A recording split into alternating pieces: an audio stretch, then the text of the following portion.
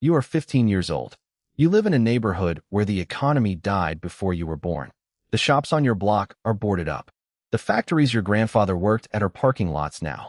Your mother works 2 jobs and is still behind on rent. You don't have a bank account. You don't have a resume. You don't have options. Nobody is hiring 15-year-olds for anything that pays more than minimum wage, and minimum wage doesn't cover what your family needs. A guy on the corner offers you $200 to carry a backpack across town. You don't ask what's in it. You already know. You carry the backpack. You deliver it to a house with bars on the windows. A man you've never seen takes it from you without a word. You walk home with $200 in your pocket. That's more money than you've ever held at one time. It took 45 minutes. Your mother makes that in 2 days. You tell yourself you'll only do it once. You do it again the next week and the week after that and the week after that. Within a month, you have a phone that someone gave you, not bought, given. It rings at odd hours.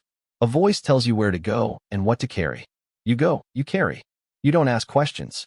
You are a runner, the lowest level of an economy that moves billions of dollars across cities and continents. You are replaceable. If you get arrested, no one is coming for you. If you get robbed, no one is making you whole. If you disappear, someone else carries the backpack tomorrow. You know this. You do it anyway. The money is real. Everything else in your life feels like it isn't. Your teachers talk about college.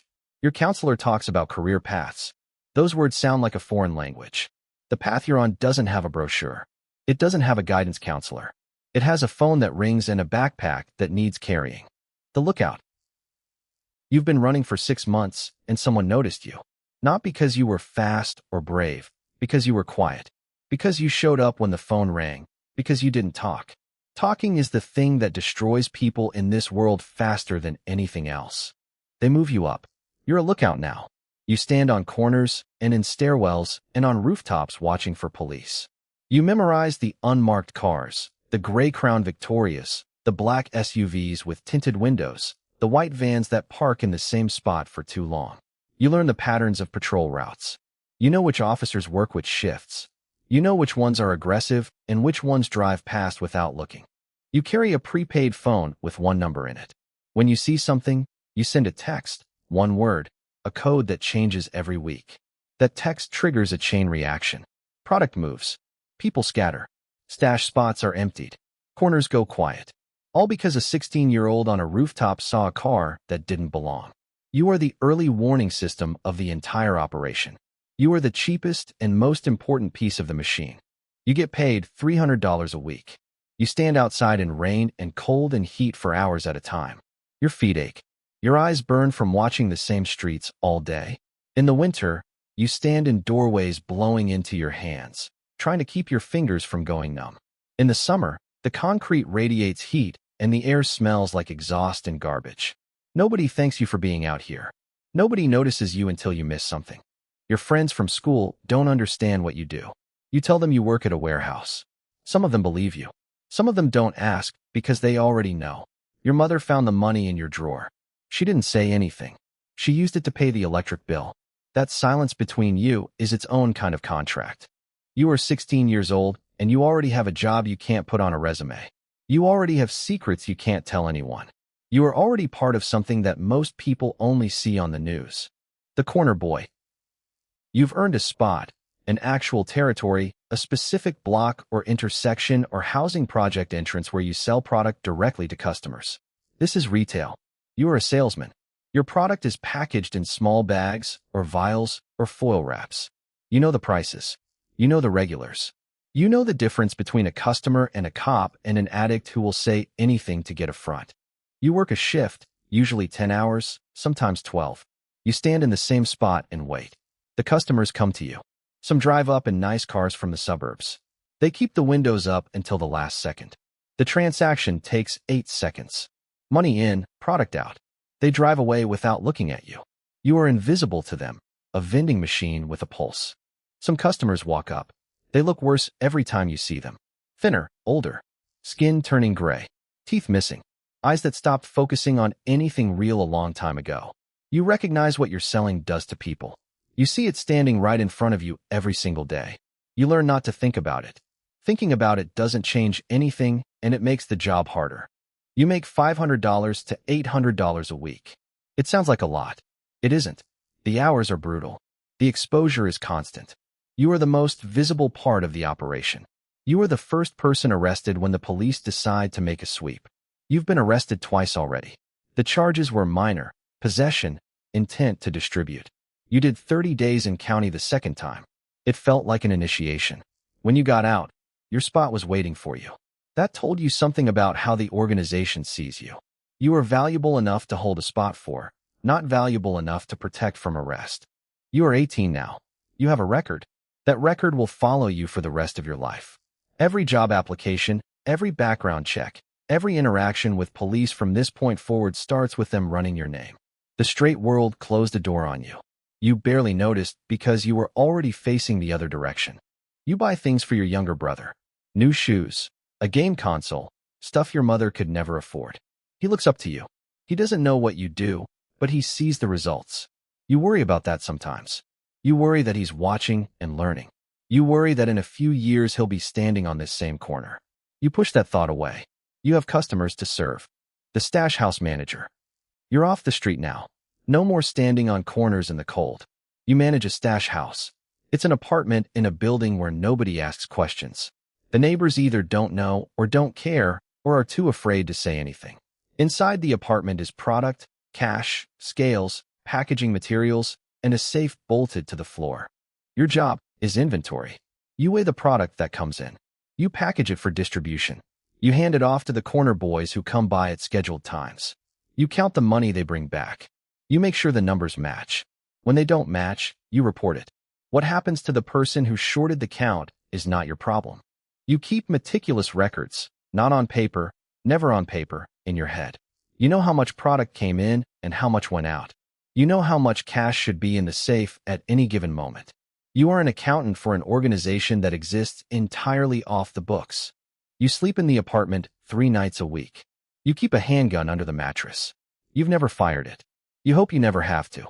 The apartment has 3 locks on the door and cameras in the hallway that feed to your phone. You watch the cameras the way a security guard watches a bank vault. Every knock is a calculation. Every unfamiliar voice in the hallway is a threat assessment. You are responsible for product worth $50,000 to $100,000 at any given time. If it goes missing, the cost comes out of more than your paycheck. You make $1,500 a week. You send money to your mother through a relative. She doesn't ask where it comes from anymore. The asking stopped a long time ago. You're 20 years old, and you manage more inventory than most retail store managers twice your age. You eat fast food alone in a quiet apartment, surrounded by more cash than your family has earned in a decade. You watch the door. You watch the cameras. You wait for the next pickup. The loneliness is something nobody warned you about. The street had people. The stash house has silence. Just you and the product and the weight of what happens if you mess up. The supplier. You've been promoted. You're not handling street-level product anymore. You're the connection between the wholesaler and the street operation. You receive bulk shipments from people you've never met. The handoffs happen in parking lots, storage units, the back rooms of businesses that exist only on paper. You break the bulk into smaller quantities. You distribute to stash house managers across a territory that covers a dozen blocks. You set the prices. You extend credit to trusted lieutenants. You collect debts from the ones who aren't trusted anymore. Collecting those debts is never a pleasant conversation. Sometimes it isn't a conversation at all. The money is serious now. You move $30,000 to $50,000 in cash every week. You can't deposit it in a bank. You can't walk around with it. You need to make it disappear. This is where you start learning the least visible and most important part of the business.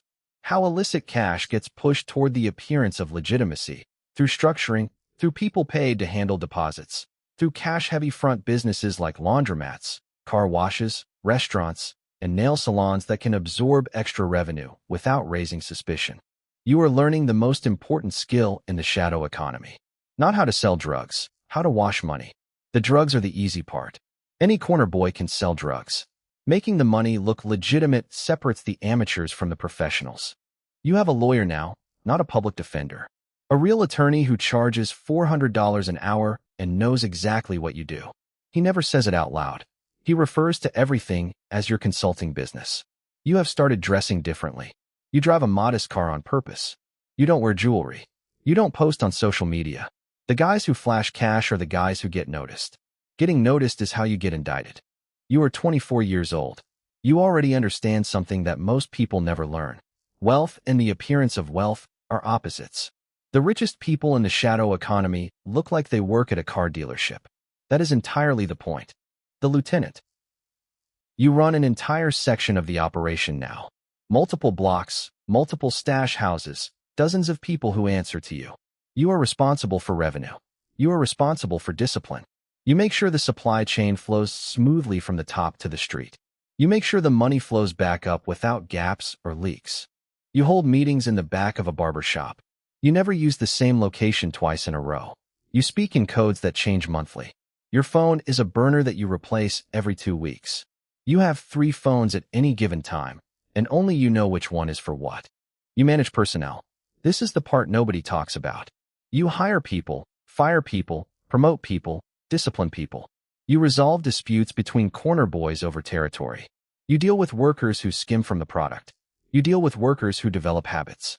Habits are a problem because an addict working in the supply chain is a leak waiting to happen. You deal with workers who get arrested and might talk. The last category is the most dangerous. A worker who gets arrested and faces real time is a threat to everything you've built. You need to know who has a lawyer and who doesn't, who has family depending on them and who has nothing to lose, who is strong enough to keep quiet, who will fold the moment a detective offers them a deal. You spend more time thinking about loyalty than about product. Product is simple. People are not. You make $5,000 to $10,000 a week. You have invested in legitimate businesses through intermediaries, people who don't know where the capital comes from. You own a piece of a laundromat and a piece of a used car lot. On paper, you work at both.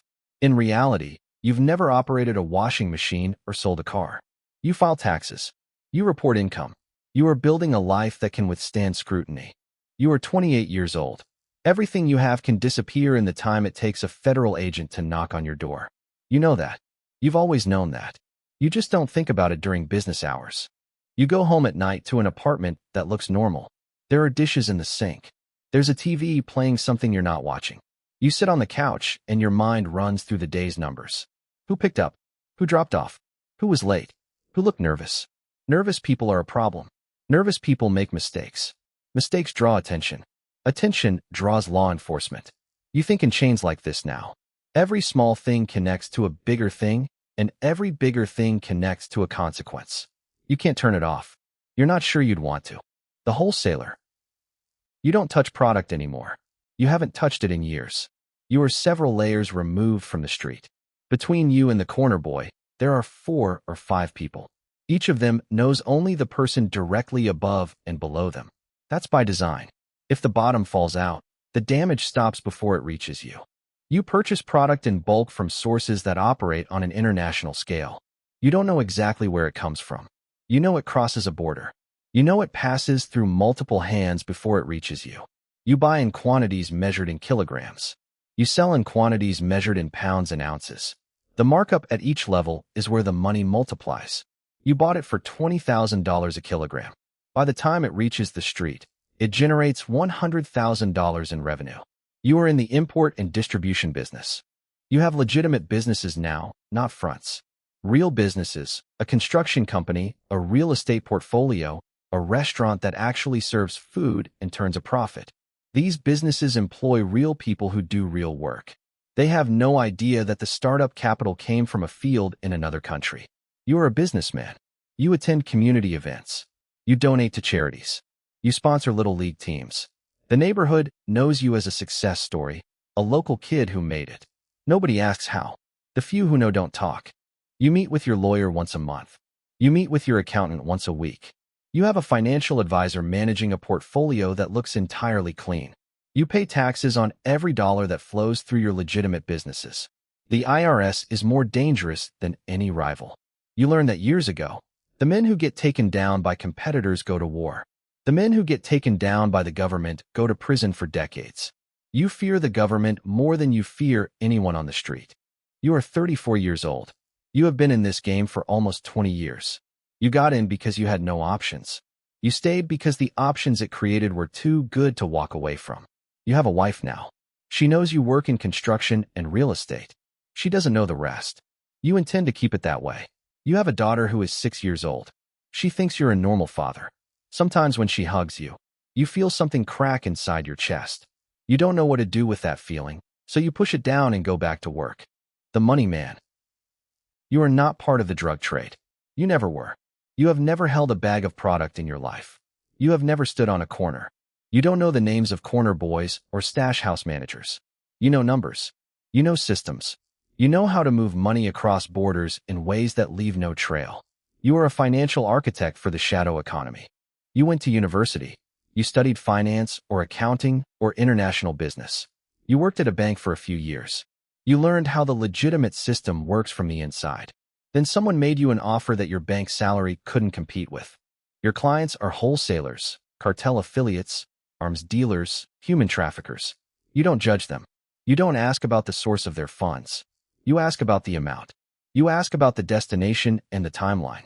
You build structures, shell companies registered in countries with banking secrecy laws, trusts layered inside other trusts, trade invoices for goods that were never shipped, real estate purchased through layers of holding companies, each one registered in a different jurisdiction, each one owned by an entity that exists only on paper.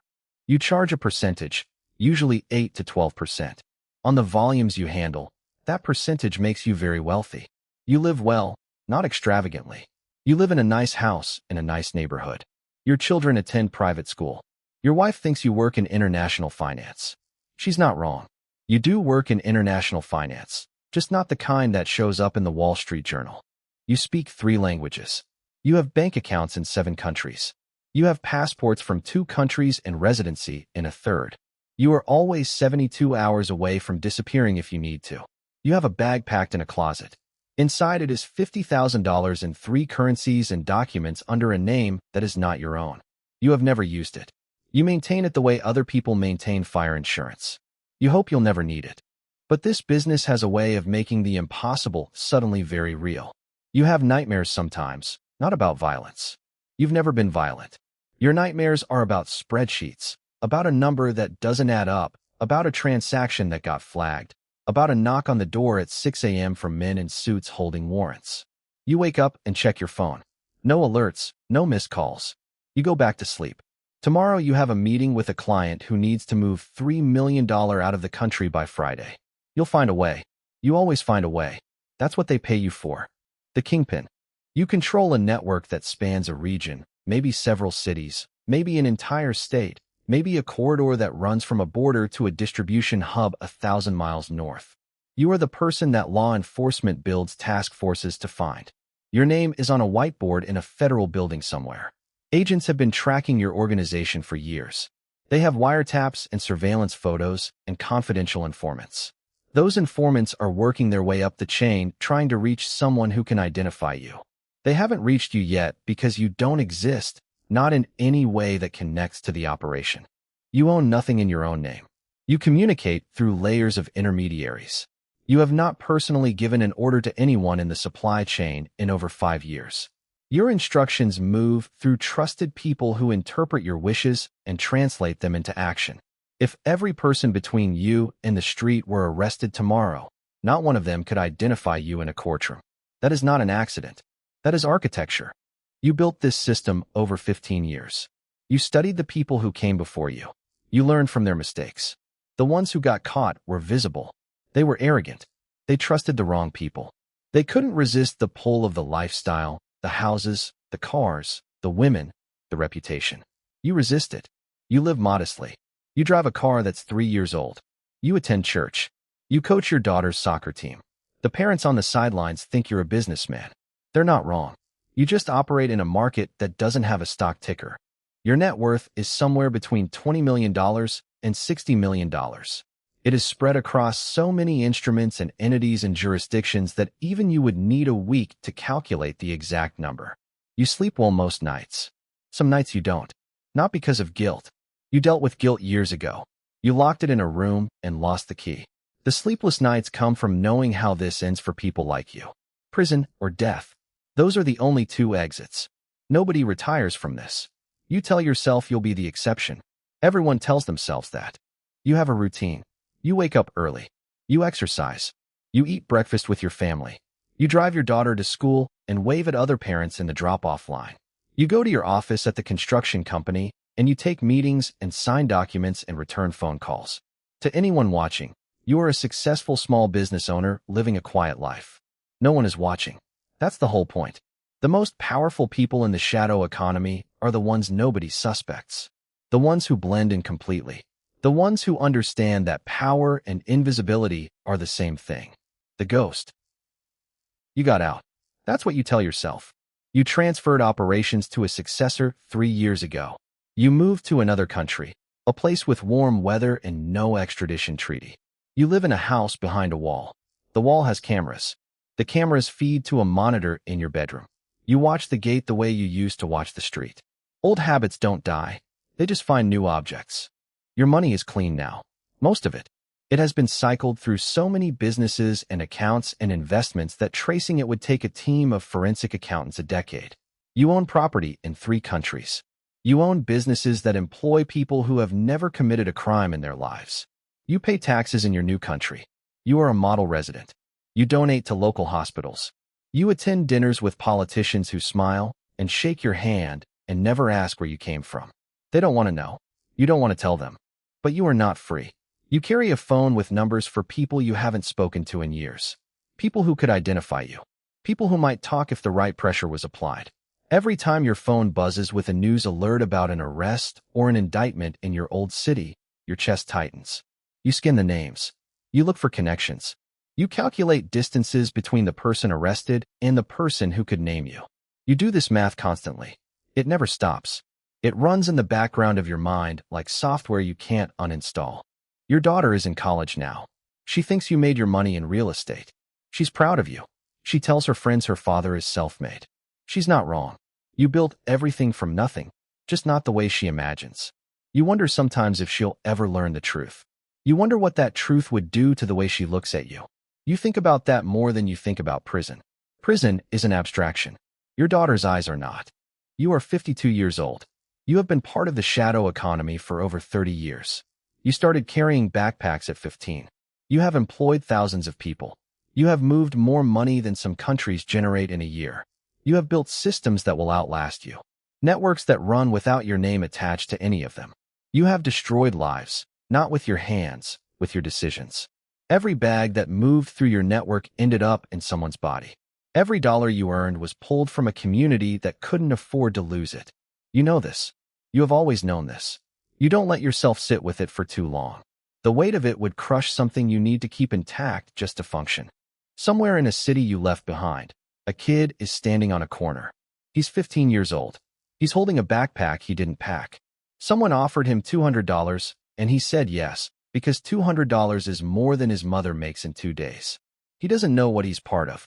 He doesn't know about the supply chains, or the shell companies, or the men in other countries watching camera feeds behind high walls. He just knows the money is real. He doesn't know that every level above him is built on the choices of someone who started exactly where he's standing. He has no idea what this will cost him or where it leads or what it will turn him into. He'll figure it out. They always do. The cycle continues.